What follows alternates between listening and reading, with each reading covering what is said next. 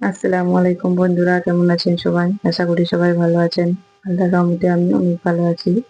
তো দেখেন বন্ধুরা, আজকে রেসিপি নিয়ে হাজির হয়েছি। তি- তিতারি শাকের বা গিমা শাক নামে অনেকে চিনেন। তো এগুলা ভাজি করব।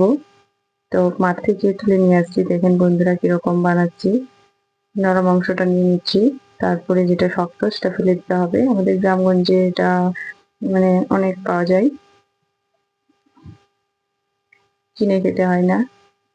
তো দেখেন বন্ধুরা, বানানো হয়ে গেছে। পরিষ্কার করে নিয়েছি ডালপালাগুলা। এবার কি কি দিয়ে রান্না করছি দেখেন বন্ধুরা। নিয়েছি আলু, নিয়েছি পেঁয়াজ কুলি পরিমাণ মতো, নিয়েছি পেঁয়াজ কুচি।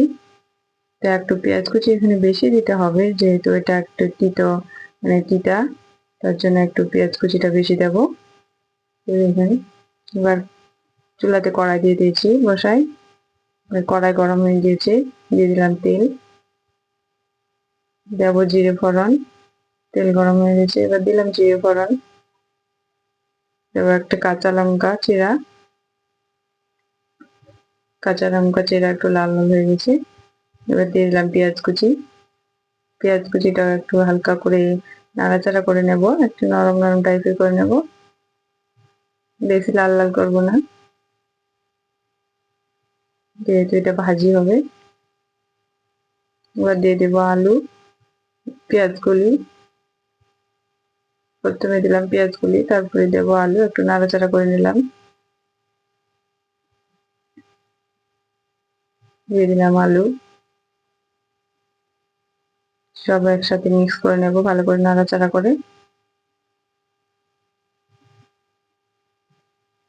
এবার দিয়ে দিলাম তিতা। এবার ভালো করে নাড়াচাড়া করে নেব। নাড়াচাড়া করে নিয়ে একটু ঢেকে দেবো। কয়েক মিনিট পর আবার খুলে দেখবো। আবার খুলে দেখছি, দেখুন বন্ধুরা, আবার নাড়াচাড়া করতে হবে। এই রেসিপিটা বারবার নাড়াচাড়া করতেই থাকতে হবে, নাহলে লেগে যেতে পারে। এখানে কোনো পরিমাণে জল ব্যবহার করা হচ্ছে না। দিয়ে দিলাম লবণ পরিমাণ মতো,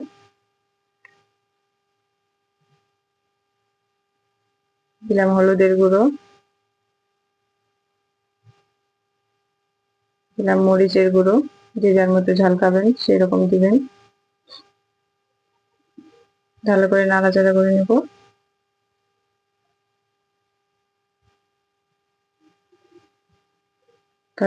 ভালো করে নাড়াচাড়া করে নিয়েছি। আবার ঢাকনা ঢেকে দেব।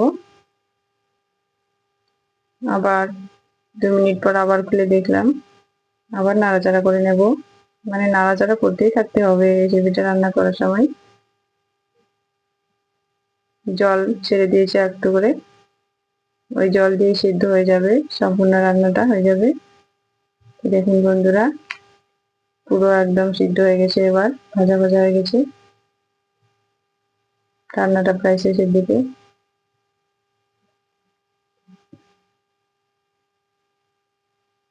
অনেকটা হয়ে গেছে। এবার দিয়ে দিলাম একটু গরম মশলার গুঁড়ো। আমি এখানে প্যাকেটের গরম মশলা ব্যবহার করেছি, আপনারা চাইলে গোটা গরম মশলা ব্যবহার করতে পারেন। তো দেখুন বন্ধুরা, একদম কাছ থেকে কিরকম রান্নাটা হয়েছে। রান্নাটা ভালো লাগলে প্লিজ সাবস্ক্রাইব করবেন এবং কমেন্টে জানাবেন কিরকম হয়েছে। আসসালামু আলাইকুম বন্ধুরা।